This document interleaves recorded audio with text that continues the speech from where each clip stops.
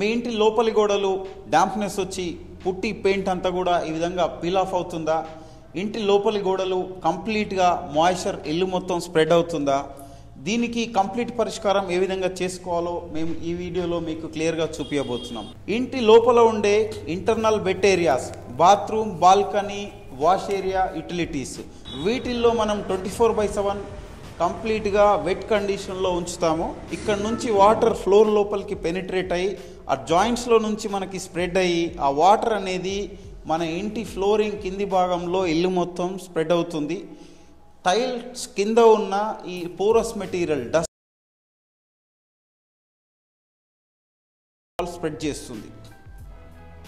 ఈ యూటిలిటీస్ నుంచి కిందికి వెళ్ళిన వాటర్ ఇల్లు మొత్తం మన ఫ్లోరింగ్ కింద గ్రానైట్ టైల్ ఫ్లోరింగ్ కిందికి వాటర్ మొత్తం స్ప్రెడ్ అయిపోయి అక్రాస్ ది ఫ్లాట్ వాటర్ అన్ని ఏరియాస్లోకి వెళ్ళిపోతుంది. ఇక్కడ మనకి ఇంటి లోపల ఉన్న పార్టీషన్ బ్రిక్ వాల్స్, ఈ వాటర్ స్ప్రెడ్ అవుతున్నప్పుడు ఆ వాల్స్ పైకి క్యాపిలరీ యాక్షన్లో రైజ్ అవుతుంది వాటర్. దీన్ని ఏమంటామంటే రైజింగ్ డాంప్నెస్ అంటాం. ఈ ఏరియాలో వాటర్ స్ప్రెడ్ అవ్వడానికి సోర్స్ ఎక్కడుంది, ఆ సోర్స్ని కట్ చేయాలి. ఇక్కడ ఫ్లోర్ టైల్ జాయింట్స్లో వాటర్ కిందికి పెనిట్రేట్ అయింది. ఈ జాయింట్స్ని ప్రాపర్గా ట్రీట్మెంట్ చేసుకోవాలి.